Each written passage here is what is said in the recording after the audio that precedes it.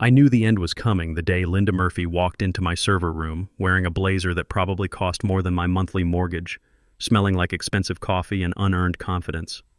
She looked around at my sanctuary, my fortress, the humming heart of a billion-dollar logistics empire, and wrinkled her nose like she'd stepped in something. "It's a bit outdated, isn't it, Ken?" she asked, tapping her designer heels against the raised floor tiles. "We need to pivot toward a more agile, cloud-native infrastructure." I didn't roll my eyes.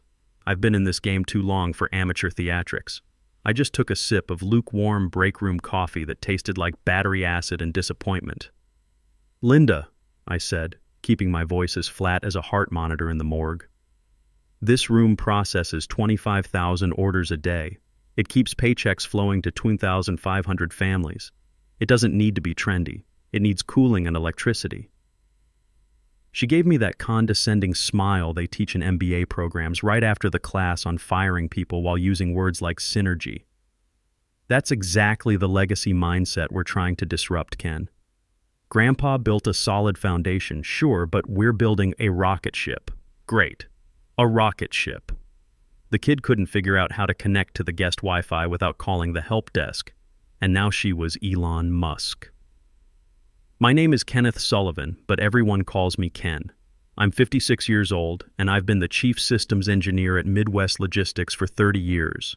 Before that, I spent 6 years in the Army Signal Corps, where I learned that when communications fail, people die.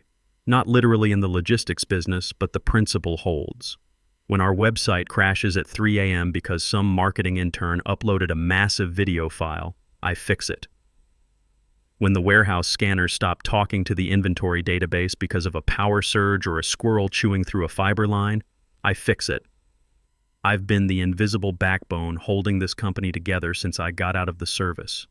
The original CEO, Linda's grandfather, Albert Murphy, knew what I was worth. Big Al was a rough-edged guy who started this business with one truck and a mortgage he couldn't afford. He respected competence over credentials, results over rhetoric. Linda was his granddaughter from his daughter's side. Her mother married a Walsh before Linda was born, but she'd grown up hearing Big Al's war stories from the business trenches. 12 years ago, we got hit by a ransomware attack that nearly wiped us off the map. Nasty stuff that locked down everything from payroll to shipping manifests. While the expensive consultants were running around screaming about incident response protocols, I locked the doors, isolated the network, and rebuilt the core infrastructure from backups I kept on actual magnetic tape in a fireproof safe in my garage. I didn't sleep for 72 hours straight. When the dust settled, Big Al called me into his office, poured 2 fingers of bourbon, and asked me what we needed to do so this never happened again. That's when we built the dead man's switch. Think of it as a nuclear football for corporate infrastructure. It's a central control system that ties everything together. Warehouses, billing, customer portal, security cameras, even the coffee machines. But here's the thing Big Al was paranoid about. He was terrified of a hostile takeover or a rogue employee getting control of the kingdom, so he had me code in a specific protocol, a heartbeat system. My master admin account has to check in with the server every 48 hours. If my account is disabled or if I don't log a specific encrypted sequence, the system assumes the worst. It assumes someone has compromised the leadership and initiates safe mode. Safe mode sounds harmless, right? Safe and cozy. Wrong. Safe mode is a scorched earth protocol. It shuts down external traffic, freezes warehouse operations, locks the financial gateways, disables internal communications. It turns the entire digital infrastructure into a brick to prevent data theft or hostile manipulation. It's like pulling the pin on a grenade to save the bunker. Only 2 people could override it. Big Al and me. But Big Al had a stroke 9 months ago. He's alive, recovering slowly in a place with manicured lawns and nurses who speak in hushed tones. And in his absence, the board appointed Linda, his granddaughter, the visionary, the disruptor. Linda didn't know about the dead man's switch. She didn't read the technical documentation. She thought legacy meant worthless. For 5 months, I watched Linda dismantle everything Big Al had built.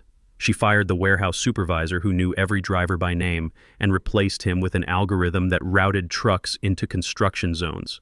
She spent $1.8 million on a rebranding campaign that looked like a kindergartner's art project.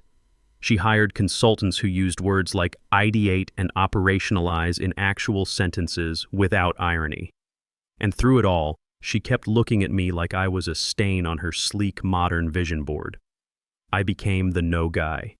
Can we migrate the entire database to this startup cloud service by Friday? No, Linda. That's legally insane and technically suicidal. Can we remove two-factor authentication? It slows down the sales team. No, Linda, unless you want hackers mining cryptocurrency on our payroll servers. She hated it. She hated that I knew where the digital bodies were buried. She hated that the staff respected me. But mostly, she hated that she couldn't just disrupt me away because she didn't understand what I actually did. The warning signs started about 3 weeks ago. Sudden performance review meetings scheduled for Friday afternoons. Passive-aggressive emails where I was copied but not addressed. The new junior systems admin they hired, a kid named Harold Kim who wore skinny jeans and thought Python was just a snake. He kept asking me for my passwords for documentation purposes. I gave Harold the passwords to the printer network. Let him have fun with toner levels and paper jams. One Tuesday afternoon, I was eating a sad turkey sandwich at my desk, watching the server load balance perfectly because I had tuned it like a vintage Fender guitar, when HR walked in. Not the friendly HR lady who brings donuts on birthdays. The other one, the Terminator HR woman named Susan Parker, whose smile never reached her eyes like a shark in a pantsuit. "Ken," she said, her voice dripping with fake concern. "Linda would like to see you in the conference room. Bring your laptop." My stomach dropped. I knew this feeling. It's the same feeling you get when your truck starts making that grinding noise on the highway. Something critical was about to break. I looked at my screen. The control dashboard was glowing green. All systems normal. Load balancing perfect. Network traffic flowing like a well-oiled machine. "Sure, Susan," I said, wiping mustard off my lip. "Let me just secure my station." I walked down the hallway, the fluorescent lights buzzing overhead like angry hornets. I passed the break room where I'd celebrated 30 Christmases. I passed the server room door, hearing the familiar whine of the cooling fans that had become my lullabies. I felt like a captain being asked to walk the plank of his own ship. The glass-walled conference room felt like a fishbowl. Linda was sitting at the head of the mahogany table, scrolling through her iPhone. Didn't even look up when I entered. Harold was sitting next to her, looking nervous, sweating through his vintage band t-shirt like he was about to confess to a crime. "Sit down, Ken," Linda said, finally sliding her phone across the table with the casual arrogance of someone who'd never worked a day in her life. I sat. I didn't open my laptop. I just folded my hands on the table. Hands that had typed millions of lines of code. Hands that had physically carried servers up 3 flights of stairs during the flood of 2018. Hands that had kept this company running while others slept. "We're making some structural changes," Linda began, using her serious CEO voice that she'd probably practiced in the mirror. "We feel that the IT department needs fresh energy, a new direction. We appreciate your service, but we feel your skill set is no longer aligned with our strategic vision." "Translation," I said, cutting through the corporate bull like a hot knife through butter. "I'm too old, too expensive, and I tell you no too often." Linda's jaw tightened. Her perfectly applied makeup couldn't hide the flash of anger in her eyes. "This is an at-will employment state, Ken. We don't need to debate semantics. This is a termination effective immediately." Susan slid a thick envelope across the table like she was dealing cards in Vegas. "This outlines your severance package. It's contingent on you signing a non-disclosure agreement and facilitating a complete handover of credentials today." I looked at the envelope. 30 years of my life reduced to a stack of legal papers. Then I looked at Linda. She looked smug, like a cat who'd caught a canary. She thought she had won. She thought she was cutting out a tumor, not realizing she was slicing through the main artery. "Linda," I said quietly, keeping my voice level like I used to do when talking scared soldiers through radio failures in the field. "Does your grandfather know about this? Grandpa is on medical leave," she snapped, her composure cracking slightly. "I am the acting CEO. My decisions are final." "Okay," I said. "But before we do this, there's something you need to know about the infrastructure. There's a protocol." "Save it," Linda interrupted, waving her hand dismissively like she was shooing away a fly. "Harold here is fully certified. He can handle any protocols. We just need the admin credentials to the central server, the control server, the heart of everything." I looked at Harold. The kid looked like he was about to vomit. His face was pale, and I could see sweat beading on his forehead. He knew he wasn't ready. He could barely configure a Wi-Fi router without calling Google for help, let alone manage a nationwide logistics network that processed billions of dollars in transactions. Linda, I tried one more time because I'm a professional and because, despite everything, I genuinely cared about this company and the people who depended on it. The control server isn't just a computer, it's a system. A living, breathing organism. If you remove me without the proper transition sequence, stop. Linda stood up, leaning over the table like a prosecutor going for the kill. Stop trying to make yourself indispensable. You're not. You're an obstruction to progress. You're a relic from my grandfather's era. Hand over the credentials, or we'll contest every penny of that severance package. I stared at her for a long, silent moment. I saw the arrogance of youth mixed with the dangerous ignorance of someone who'd never faced real consequences. The complete lack of respect for the work, for the machine, for the thousands of people whose livelihoods depended on systems she didn't understand and couldn't be bothered to learn. And something inside me clicked. Not a loud snap, but a quiet, metallic sound, like the safety being disengaged on a weapon. Like the moment in the army when you realize the officer giving you orders has no idea what they're doing, but you follow the order anyway because that's what the manual says to do. "All right," I said, my voice calm as a lake before a storm. I opened my laptop. "You want the keys to the kingdom?" "You got them." The login screen appeared. Clean, simple interface. My design from a decade ago. I created a new super user account for Harold, assigning him full administrative privileges. Every checkbox checked, every permission granted. "Here," I said, spinning the laptop around so Harold could see the screen. "Put in your new password." Harold's hands were shaking as he typed. I couldn't see what he entered, but knowing Harold, it was probably something like password 123 or admin. The kind of security that would make any real systems administrator weep. "Now," I said, my fingers dancing across the keyboard with the muscle memory of 3 decades, "I'm transferring root ownership to this account." I typed the command sequence I'd memorized years ago. The screen flashed blue for a moment, then green. "Transfer complete." "Excellent," Linda said, checking her Apple Watch like she had somewhere important to be. "See? Was that so difficult? Progress doesn't have to be painful."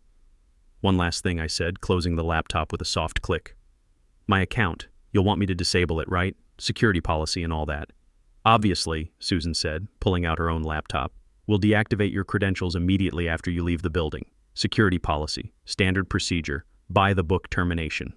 What they didn't know, what I didn't tell them, was that the heartbeat script specifically looked for my unique user identification hash. Not my login name, not my password, but a cryptographic signature tied to my personal account that had been woven into the system's DNA over 30 years of careful programming. I didn't tell them that transferring administrative rights was like giving someone the keys to a car without mentioning that the engine would only start for the original owner. I didn't tell them that the moment my account status flipped from active to disabled, a 15-minute countdown timer would begin ticking silently in the background code, invisible and unstoppable. The dead man's switch wasn't just a security feature, it was a loyalty test, and they had just failed it spectacularly. I stood up from the conference table feeling strangely calm. "Well, that's it then." "Please surrender your badge and company phone," Susan said, her voice all business like she was processing a routine equipment return instead of dismantling 30 years of institutional knowledge.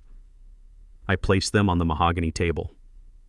My badge, worn smooth at the edges from 3 decades of daily use, the magnetic strip probably swiped 1,000,000 times. My company phone, which had buzzed during every family dinner, every weekend, every vacation for the past 15 years. "Good luck, Linda," I said, meaning it in the most ironic way possible. "You're going to need it." "We'll be fine," she sneered, already turning back to her iPhone. "Don't let the door hit you on the way out." I walked out of the conference room. I walked past my desk without looking back at the personal items I'd accumulated over 3 decades. The coffee mug from the Army reunion, the photo of Ranger, my German Shepherd, the small cactus that had somehow survived on my windowsill since the Clinton administration. I walked out of the building into the bright, harsh afternoon sun. I got into my 2015 Ford F-150, threw the severance package on the passenger seat, and turned the key. The engine rumbled to life, solid and reliable like everything built to last. I checked my watch. 2:25 p.m. The system checks for my heartbeat every 15 minutes on the quarter hour. I had just been walked out. Susan would disable my account the moment I left the parking lot. The countdown had begun, and nobody in that glass building had the slightest idea what was coming. I drove home in silence. No radio, no podcasts, just the hum of the tires on asphalt and the steady beating of my own heart. It's a 35-minute drive from the office park to my place, a small ranch house that smells like dog treats and WD-40. That drive is usually my decompression time. Today it was a countdown timer. When I got home, Ranger greeted me at the door with his usual enthusiasm, tail wagging like he hadn't seen me in years instead of 8 hours. I scratched behind his ears, my hands steady now. I wasn't shaking anymore. The decision was made, the die cast. I wasn't scared for myself. I have savings. I have skills that every company needs. I could be fixing servers for a bank or a hospital by Monday morning. Hell, I could probably make twice what Linda was paying me as a freelance consultant. I was thinking about the people still in that building, the good people who didn't deserve what was about to happen. I sat down at my kitchen table and opened my personal laptop. I couldn't log into the company network anymore. That would be illegal now, unauthorized access. But I could visit the public-facing website. www.midwestlogistics.com loaded normally. The hero banner showed a stock photo of a smiling delivery driver. The Track Your Shipment portal was working fine. It was 3:05 p.m., 10 minutes until the next heartbeat check. I went to the kitchen and opened a beer. Corona with lime, left over from a barbecue that felt like it happened in another lifetime. I don't usually drink in the afternoon, but today was special. Today was the funeral for my career, and I was the only one who knew the corpse was about to sit up and scream. I thought about calling them. The number was right there in my phone. I could text Harold, run USR bin heartbeat override.sech immediately, or the whole system goes down. But what would happen then? Harold would panic, probably mistype the command, or worse, Linda would see it and claim I was trying to hack their systems. He's attempting unauthorized access. Call the FBI. I put the phone down. They wanted innovation. They wanted to move fast and break things. 3:14 p.m. I refreshed the browser. Still up, still running smooth. 3:15 p.m. I clicked refresh again. The page loaded but slower. The spinning wheel took an extra second. I waited, beer half raised to my lips. 3:16 p.m. I clicked track shipment and entered a random tracking number. The wheel spun and spun and spun.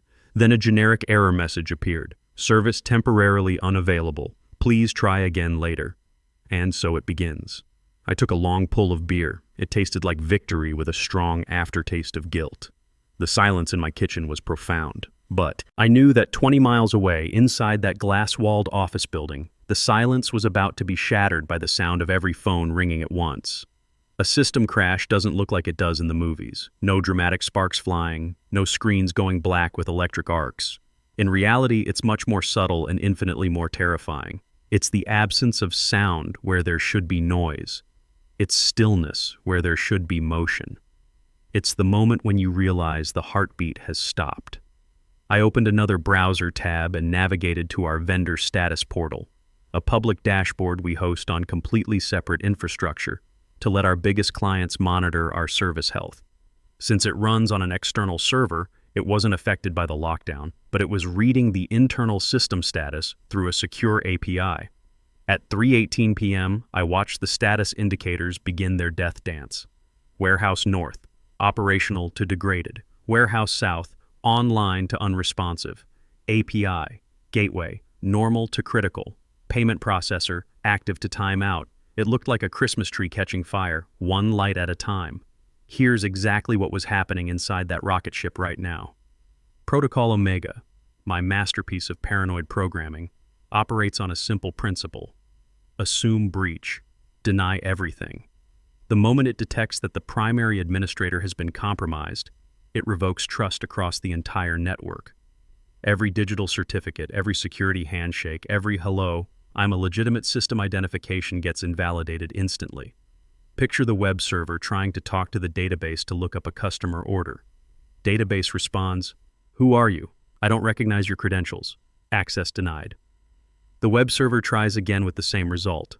After 3 failed attempts, the web server assumes it's under attack and automatically shuts down to prevent data theft.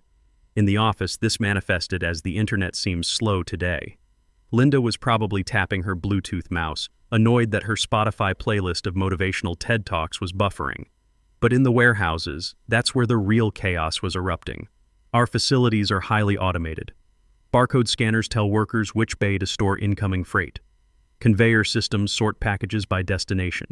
Robotic arms move pallets. When the security certificates were revoked, every smart device in the building suddenly went blind and deaf. Picture Walter Johnson, our head forklift operator. Walt's a solid guy, been with us 18 years, knows the warehouse layout better than his own living room. He scans a pallet of automotive parts bound for Detroit. Usually his scanner beeps cheerfully and displays Base 7, Section C, Shelf 2. Instead, the screen flashed angry red with a message I'd hard-coded into the system a decade ago. System lockdown initiated. Contact primary administrator. Error code. Deadman protocol activated. Walt probably stared at the screen, tapped it a few times, then keyed his radio. Control, this is Walt. My scanner just died. Says something about Deadman protocol. Mine too, came Nancy Torres's voice from the dispatch office. Same here, echoed through the radio from a dozen other voices across 75,000 square feet of warehouse floor. And just like that, the heart of a billion-dollar logistics operation stopped beating. My phone rang at 3:28 p.m. Walt Johnson, calling from his personal cell. I stared at the caller ID for 3 rings before answering. Ken, thank God you picked up. Walt's voice was strained, echoing in what sounded like a very quiet warehouse. Everything's dead down here. Scanners, conveyors, even the damn time clocks. Screens all say Deadman protocol. What the hell is a Deadman protocol? I'm not at work, Walt, I said carefully. I don't work there anymore. Silence. Then, what do you mean you don't work here? I was terminated about an hour ago, effective immediately. Jesus Christ. Who's running it then? Harold, the kid with the vintage t-shirts. Walt's laugh was bitter. We're screwed, aren't we? That Deadman thing, that's your handiwork, isn't it? I can neither confirm nor deny that, Walt. Fair enough. Well, I better go tell the drivers to get comfortable. Looks like we're going to be here a while. While I was having my conversation with Walt, absolute chaos was erupting in the executive wing. I found this out later from Carl Rodriguez, our CFO, who texted me the blow-by-blow account after several whiskeys. Linda was storming through the hallways like a tornado in designer heels. Why is my email down? Why can't I access the financial dashboard? Harold! Harold was in the server room, frantically typing commands he'd Googled 5 minutes earlier. I'm trying. It says authentication failed for everything.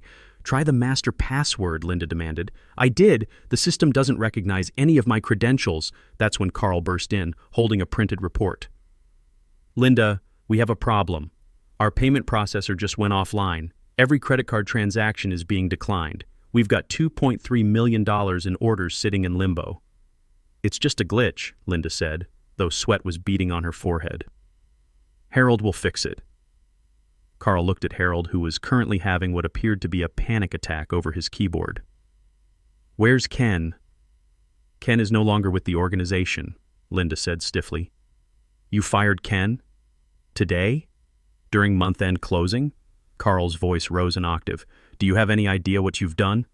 Meanwhile, I was monitoring the vendor status dashboard like a general watching a battlefield.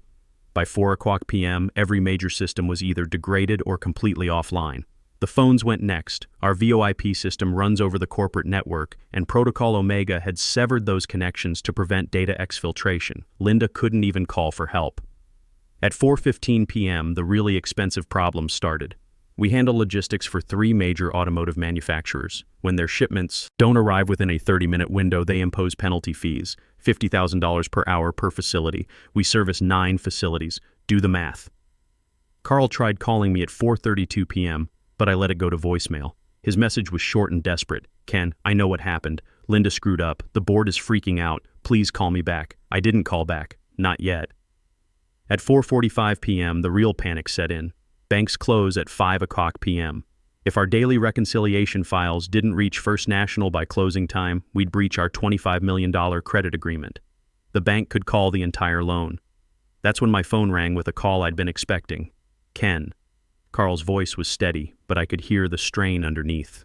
We need to talk. Hello, Carl. How's the rocket ship flying? Cut the crap, Ken. Linda messed up. We all know it. The board's in emergency session. Big Al is demanding answers from his hospital bed.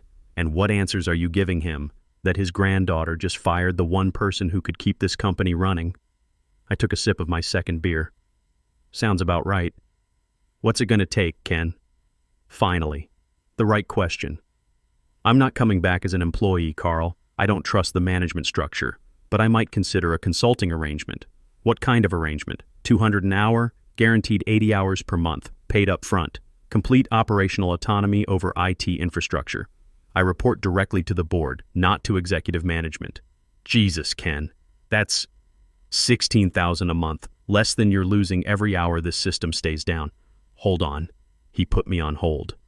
I could picture the frantic conference call happening 20 miles away. Linda arguing, the board members demanding answers. Big Al's voice crackling through a speakerphone from his rehab facility. Carl came back 5 minutes later. Done.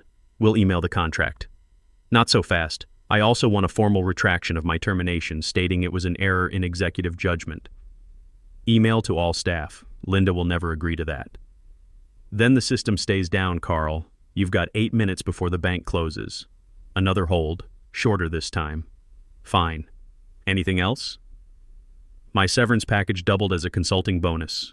Call it a crisis management fee. Ken. 7 minutes, Carl. Done. Jesus, you're expensive. Cheap compared to bankruptcy.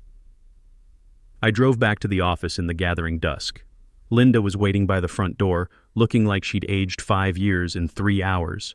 Her perfect makeup was smudged, her blazer wrinkled. You enjoyed this, didn't you? She said as she let me in. Linda, I said, walking past her. I tried to warn you. The difference between experience and arrogance is that experience listens. The server room smelled like fear and desperation. Harold looked at me like I was a returning messiah. Ken, oh God, I'm so sorry. I tried everything but nothing works and... I held up a hand. Harold, go get some coffee. This is going to take a while. I sat down at my console. The screen glowed angry red. System lockdown. Administrative override required. I pulled out my RSA token, the same one Linda had called antiquated technology just hours earlier. I pressed my thumb to the biometric scanner. Identity confirmed. Kenneth Sullivan. I typed the master override sequence, a line of poetry Big Al and I had chosen together years ago. A ship in harbor is safe, but that's not what ships are for. The screen flickered. Red became amber, then slowly, beautifully green. System restoration initiated, network connections reestablished, service resuming. Across the city, I knew Walt's scanner was beeping back to life. The conveyor belts started humming, the phones started ringing. The heart of the company began beating again. At 11:47 p.m., I sent the final reconciliation file to the bank. The loan was secure. The company would survive. The next morning, the email went out. From Office of the CEO to all staff. Subject: correction regarding personnel changes. Due to an error in executive decision-making, Kenneth Sullivan's employment termination has been reversed. Ken has returned as senior technical consultant with full operational authority. We apologize for any confusion and reaffirm our commitment to the expertise that keeps us running. Linda was reassigned to strategic planning, a role with no operational authority. Big Al returned from rehab 2 months later and formally promoted me to Chief Technology Officer. And Harold? He's doing fine in his new role managing printer maintenance. Some rockets, it turns out, are built to crash.